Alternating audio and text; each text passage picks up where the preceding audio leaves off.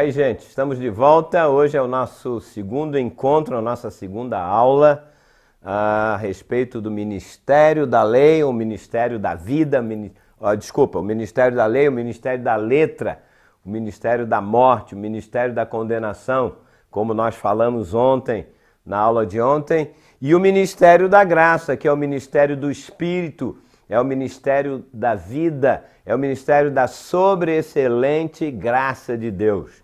Então, para entender isso, como eu disse ontem, eu já quero entrar logo na aula, não vou fazer resumo. Se você que está me ouvindo agora não assistiu a aula de ontem, assista primeiro, porque a aula de ontem foi básico para entender tudo isso, ok? E, enfim, então vamos à segunda aula dessa série e com certeza Deus há de inspirar o seu coração, a sua mente, o seu espírito, para que você entenda verdadeiramente o que é o ministério da lei e o que é o ministério da graça.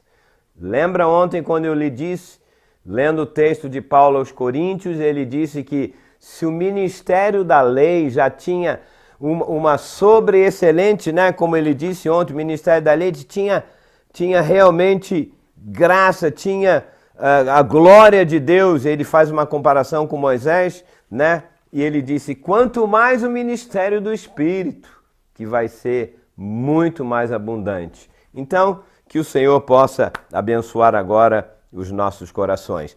Eu terminei ontem dizendo que para a gente entender melhor hoje, a igreja entender sobre a graça de Deus, nós temos que entender primeiro a posição dos judeus e a posição dos gentios na economia de Deus. Porque se você não entender estes dois grupos, porque eu falei sobre os três grupos, né? Judeus, gentios e agora o terceiro grupo, que é a igreja de Jesus Cristo. A pergunta é, que pessoas, que grupos, que pessoas é que fazem parte da igreja de Jesus Cristo? Algumas pessoas hoje falam, até alguns líderes dizem, não, a igreja de Jesus Cristo é só formada pelos salvos, crentes e tal, e os judeus estão separados e tal, isso, aquilo. Vamos ver o que a palavra de Deus diz, tá? Talvez eu não vá responder todas as suas dúvidas, as suas interrogações, também na aula de hoje. É uma aula base também. Porque, olha, é igual você construir uma casa. Se você não construir um alicerce, uma base bem profunda, ela vai cair, ou seja, não vai servir para você morar. Se você não tiver essa base de entender quem são o povo judeu, o que Deus fez com eles, se você não entender quem são o povo gentio, e se você não entender esses dois, aí você também não vai entender sobre a igreja de Jesus Cristo. Isso é fundamental, tá? Muito bem. Deus deu a lei para que povo? Para o povo judeu.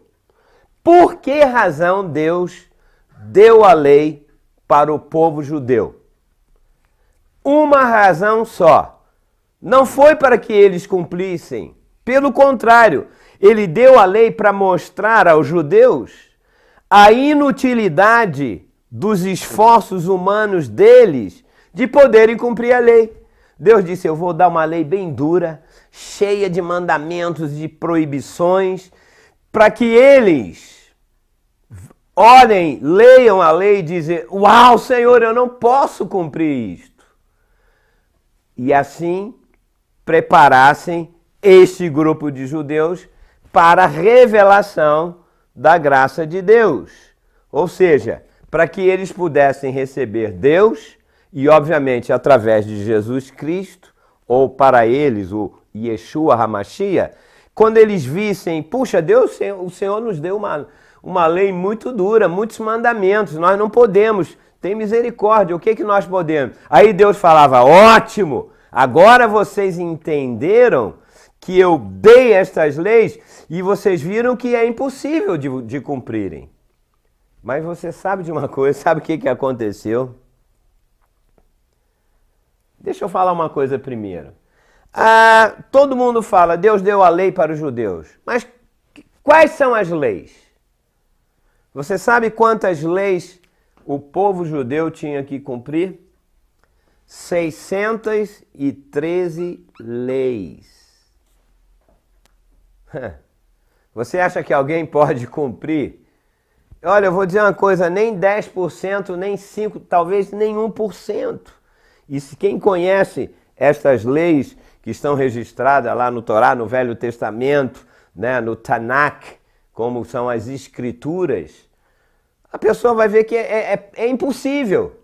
E Deus fez de propósito, como eu disse no início, para que ele dissesse, olha, pelo meu esforço, pela minha capacidade, pelo quem eu sou, eu não posso cumprir isso. Dentre estas 613, 365 delas, tá? 365. Aliás, uma para cada dia do ano, né? Eram afirmações, Deus afirmava coisas que eles deveriam fazer, tá? Afirmações.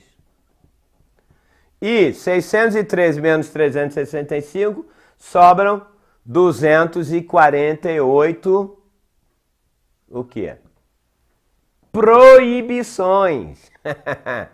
Você já imaginou aí, né? As proibições. Não pode fazer isso, não pode fazer aquilo. Proibições. Olha, eu te garanto, hoje, o resumo de toda essa lei eram os 10 mandamentos, não era? Quantas pessoas, seja honesto com você mesmo, não precisa ser comigo não, porque você vai me enganar, mas eu também não vou acreditar em você. Quantos dos 10 mandamentos você pode e você cumpre, né? Nós temos coisas ali até fáceis e, no entanto, e como Jesus disse, eu vim para cumprir a lei. Jesus veio e cumpriu. Ele não veio revogar a lei. Eu vou falar isso bem mais adiante, tá? Nós vamos entender pelas palavras que o apóstolo Paulo escreveu. Como eu disse, eu vou dissecar o livro de Gálatas, né? E é tremendo, você vai dizer, uau, eu realmente não imaginava o que Paulo estava querendo dizer ali. Porque, olha, eu vou dizer uma coisa, meu querido, você que é um amigo da missão, que tem participado com a gente, quero te dizer uma coisa. A gente tem que entender qual é o nosso ministério e o que significa literalmente seguir a lei ou seguir o ministério do Espírito. Porque isso vai determinar o seu crescimento, a sua vida, a sua saúde, a sua alegria. Ou, do contrário, se você acha que pelos seus esforços você pode cumprir a lei, você vai ficar frustrado. E o apóstolo Paulo chega a dizer uma coisa, que a lei suscita ira, ou seja, tente cumprir a lei, você vai ficar irado e as pessoas ao seu redor vão dizer, uau, por isso que muitas pessoas dizem, eu não quero uma religião dessa, eu não quero isso e aquilo, enfim. Mas vamos lá. Quando os judeus foram escolhidos primeiramente, e dentre os gentios, está lembrado? Ele disse, não, nós somos o povo que Deus escolheu e todas as outras nações são gentios. Você sabe o que aconteceu quando Deus deu as leis? Ao invés deles falarem, eu não posso cumprir, Senhor, ajuda-nos, como é que a gente pode fazer? O que aconteceu que eles ficaram orgulhosos. E eles achavam que podiam cumprir a lei. E eles se achavam orgulhosos em relação aos outros povos. Nós somos o único povo que tem a lei e os mandamentos de Deus. Eles ficaram com isso. Aconteceu uma coisa, por causa desse orgulho e se acharem superiores aos outros povos, eles se tornaram, sabe o quê? Cheios de justiça própria. Você sabe que se você colocar todos os pecados, adultério, matar, roubar, ciúme, fornicar, tudo, pega todos os pecados. Se você incluir aqui, junto desses pecados, a justiça própria, você tentar fazer pelos seus próprios esforços, se considerar limpo, justo, sem culpa diante de Deus, porque eles achavam que pelo simples fato de ter a lei, de ler a lei, eles seriam justificados automaticamente. E é como muito cristão hoje, que acha que não, nós temos o mandamento, temos as nossas doutrinas, nós temos as nossas regras, e eu conheço elas muito bem. Mas conhecer a lei não significa que você está justificado. Por quê? Você tem que cumprir. Conhecer é uma coisa, cumprir a lei é outra. Conhecer, e é isso que eles se tornaram. Porque, olha, você pode conhecer toda a lei, todos os mandamentos, mas se você não cumpri-los, você vai ser, vamos dizer em português bem claro, você vai ser um fracasso total para você mesmo, para Deus, e nada absolutamente vai acontecer. Então, os judeus ficaram, temos aí, vamos, uma lei para cada dia, proibição disso, aquilo.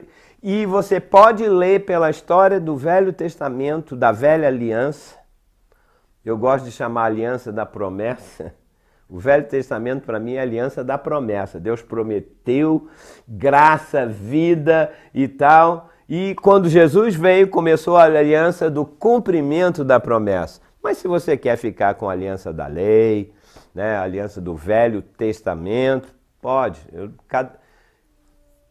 Se você quer pensar, continuar da mesma maneira, tudo bem. Se você acha que o Novo Testamento é só o Novo Testamento, então tudo bem. Não vamos brigar, ok? Nosso objetivo aqui não é criar divisão, confusão e nada. Então, continuando aqui, né, nós vimos a situação dos judeus em relação a se acharem um povo escolhido, autojustificado e tudo mais. E o segundo grupo, os gentios, o que aconteceu com eles? Eles não tinham o menor conhecimento da lei e muito menos eles não conheciam nada a respeito de Deus. Porque a lei era expressa para mostrar o que importa na lei, preste atenção, não são os mandamentos em si, mas ela mostra o caráter de Deus, o que Deus é, como ele pensa. Então, o que importa não são as leis, mas sim o legislador. Porque em cada país tem um tipo de lei. Então, a lei depende daquele que legisla, aquele que criou as leis. Então, no caso aqui, os gentios, eles não tinham a lei dos judeus e eles não tinham tampouco conhecimento de Deus. Mas, agora vamos aumentar um pouquinho mais nosso entendimento, porque como eu disse, a aula de ontem e a aula de hoje é uma aula básica. Para você entender, eu usei o texto de Coríntios ontem, comecei falando de Efésios 2, está lembrado? Então vai anotando aí, senão você volta um pouquinho para trás. Agora presta aqui atenção. Enquanto isso, eu vou pedir para você ler, abrir comigo, porque eu vou ler Efésios capítulo 2. Posso apagar aqui? Posso, né? Ninguém falou, não, tem alguém copiando, né? Vai lá. Efésios 2 vai ser o tema de hoje. Efésios capítulo 2. Eu vou ler, deixa eu ver aqui, versículo 11 a versículo 19. Tá? Aliás, de 11 a 19, continuando o que eu comecei a ler ontem. Eu li Efésios 2, versículo 1, versículo 3, tá lembrado? E essa é uma carta que Paulo começa exatamente esclarecendo sobre quem são os judeus, quem são os gentios. Porque até o final ele fala da graça, da vida, do ministério do Espírito. Esta é uma das epístolas mais difíceis de se entender. E ela fala, logo no início, Paulo fala que Deus seja louvado, bendito pelas bênçãos espirituais das regiões celestes. Isso aqui é uma coisa muito profunda. Mas para você entender as coisas profundas, as bênçãos espirituais, primeiro você tem que entender sobre o povo judeu, são 3 povos, né? O povo gentio e o povo igreja de Jesus Cristo. Vamos lá. Você vai ver aqui que da onde Jesus veio? Nós sabemos pela Bíblia, e as pessoas sabem isso, que ele veio da linhagem, da descendência de Israel natural, do povo escolhido primeiro. Porque, aliás, a vinda de Jesus foi primeiro para este povo. Eles receberam a lei e dentro das promessas, como eu digo, da aliança da promessa, Deus sempre ia mandar alguém, um salvador, para eles era o Yeshua HaMashiach, que ele viria para restaurar e fazer cumprir a lei para ajudar eles. Então Jesus veio dessa linhagem. Mas nós sabemos que eles rejeitaram, aliás, eles participaram juntamente com toda a raça humana, porque eu não quero acusar nenhum povo específico. Ah, não, foram os judeus que mataram e crucificaram Jesus. Sim, isso é uma parte da verdade, mas foram também os romanos, foram os outros povos, ou seja, foram qualquer nação, qualquer pessoa. Fui eu, fui você, porque ele morreu na cruz, ele se ofereceu para pagar o preço para que a gente fosse reconciliado com Deus. Porque a salvação é muito mais do que perdão de pecados, é reconciliação com Deus. Isso tudo eu vou explicar para você na aula mais adiante, e você vai ficar assim, Jesus fez reconciliação, ele fez propiciação pelos nossos pecados, ele fez justificação. Às vezes essa palavra, ela não é entendida nem hoje no meio da igreja, porque a gente não entende as coisas do Velho Testamento, porque propiciação era no Velho Testamento. Ou seja, toda a lei, como eu disse, ela é importante para você entender o lado de sombras, de figuras, e nós não vamos descartar isso. Você entende aquilo, você não pode cumprir. Ei, não tente dar uma de, como eu falei, os judeus acharam que podiam cumprir a lei, ficaram orgulhosos por isso e aquilo, e eles acabaram. Jesus teve que vir e disse, não entenderam nada. Provisoriamente, eles foram colocados de lado para que Deus pudesse agora alcançar os gentios. Então Jesus veio para formar ouça isso, para que Jesus veio? Para formar uma nova raça. E eu vou dizer, esta raça chama-se a raça do Espírito. Não é a raça da lei. Porque pelo Espírito de Deus, né? Isso realmente pode acontecer. Agora eu vou ler Efésios, então, capítulo 2, versículo 11 a 19. Portanto, ou seja, aqui é uma conclusão. É até bom pegar em cima de tudo que eu falei agora, nessa introdução da aula. Olha que Paulo fala, portanto, lembrai-vos de que outrora vós... lembra de ontem dos pronomes que eu falei? Você tem que saber o que é vós, que é nós, a quem se refere. Mas aqui, ele já diz quem são esses vós. Paulo está dizendo, lembre-se vocês, gentios na carne. Então ele não está falando para judeu. Ele está dizendo, olha, vocês que são gentios na carne, ou seja, que não são judeus, que não têm a lei, vocês são, continuando a ler, chamados incircuncisão por aqueles que se intitulam circuncisos na carne por mãos humanas. Ou seja, quem são aqueles que chamam de incircuncisos, ou seja, não circuncidados na carne por mão humana, são quem? Ele está referindo aqui, você tem que detectar isso, senão vai acontecer como eu te falei ontem. Nós, vós, eles, aqueles, circuncisos, aquele, ambos, tal, isso, aquilo. Isso dá um embaralhamento na cabeça e a pessoa não entende o que o texto está falando. Então Paulo está dizendo, olha, vocês que são gentios, são chamados pelos judeus, que são os circuncidados na carne, eles chamam vocês de incircuncisos. Aí ele diz, continuando o texto, ok? Naquele tempo, estáveis sem Cristo. Quem? Vocês quem? Os gentios. Porque ele diz, separados, olha só. E isso aqui ó, eu vou falar agora. Essa palavra é muito importante. Vocês estavam o quê? Separados. Havia uma separação. Quem? Havia uma separação entre os gentios e o que? E o quem? Espera aí. Uma separação. Está separado com os circuncisos ou com os judeus. Tá? Vamos lá. Vou acabar de ler. Então, vamos lá. Naquele tempo estavam sem Cristo separados da comunidade de Israel e estranho às alianças da promessa. Exatamente. Nós não tínhamos nada a ver com a comunidade de Israel e éramos estranhos às alianças da promessa, as alianças que Deus tinha feito com quem? Com os judeus. Não tendo esperança e sem Deus no mundo.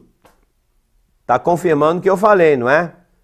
Só os judeus é que tinham a lei, as promessas, as bênçãos, e nós estávamos separados de Deus, não tínhamos nada a ver com Ele, não tínhamos promessas, e quando não tem promessas e não tem Deus, você não tem esperança, e você está sem Deus no mundo, acabou, e agora? Mas, olha que versículo, mas agora, lembre-se que Paulo está escrevendo isso para a igreja, mas agora, em Cristo Jesus, vós quem? Judeus ou gentios? Obviamente vós, gentios, que antes estavas longe, ou seja, separado da comunidade de Israel, né, sem aliança, fostes o quê?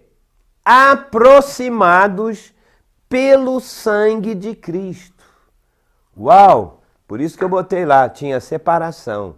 Mas quando Cristo morreu, diz que nós, gentios, que estávamos longe, ou seja, nós que não tínhamos a lei e as promessas, agora fomos o quê?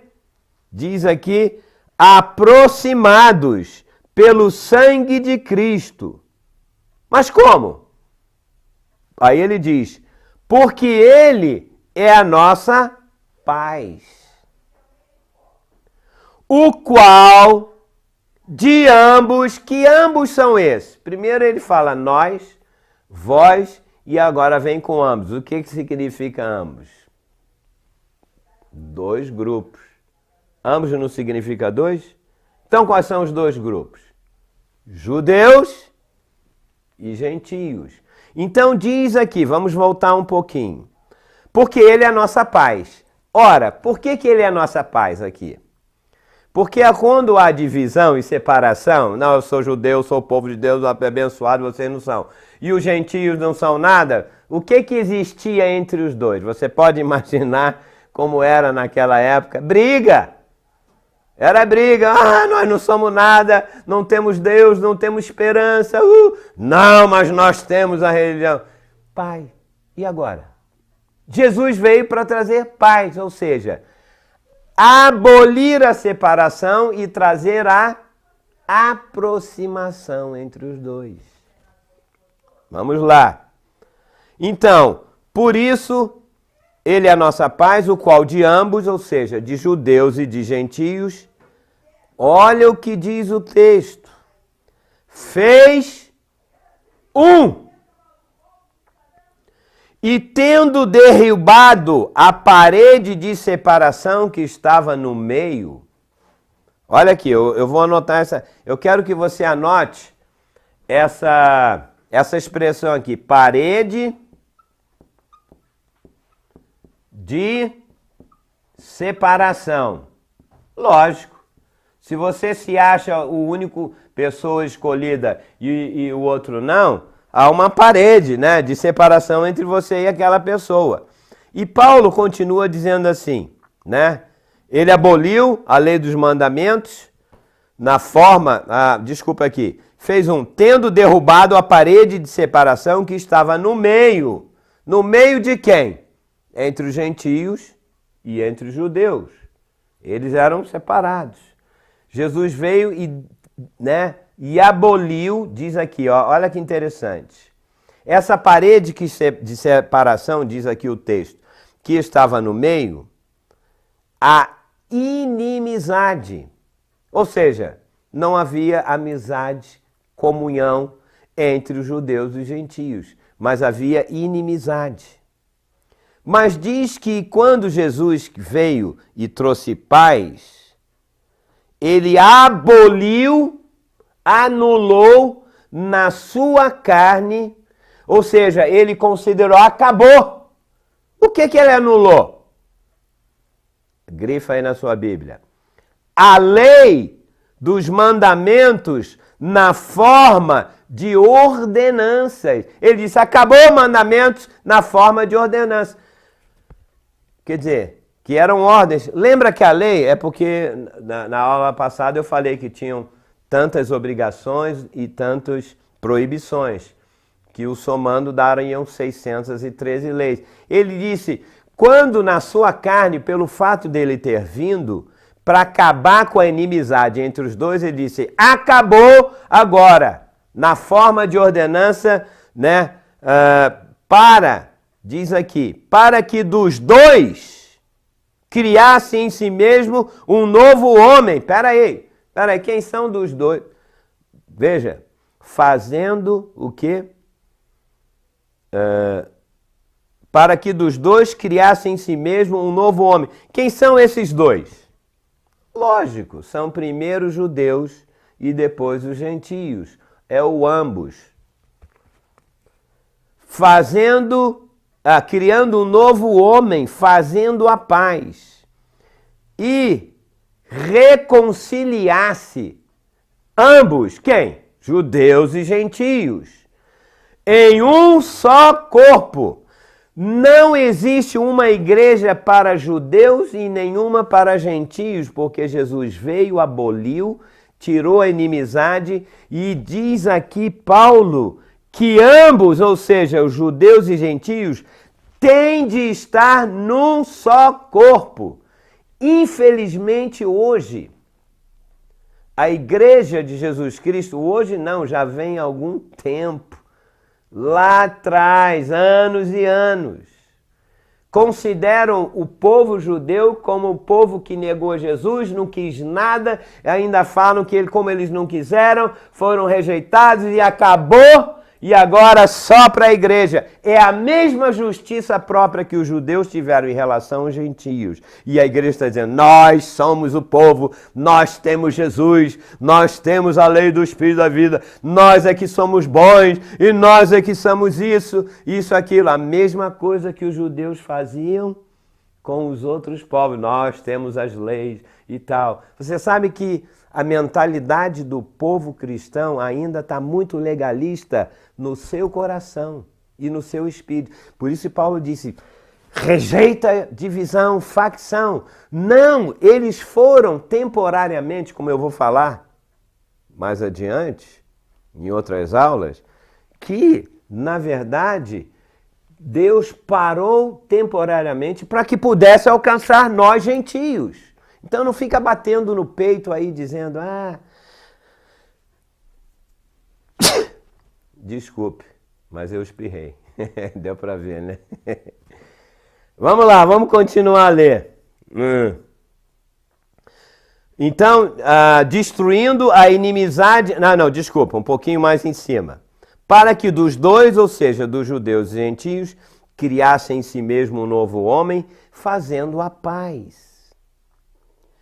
E reconciliasse ambos, os judeus e os gentios, num só corpo, com Deus, por intermédio da cruz. Ora, veja só, a morte de Jesus na cruz, então, foi para reconciliar o povo judeu e o povo gentio, num só corpo, destruindo a inimizade. Não foi só para perdão dos nossos pecados.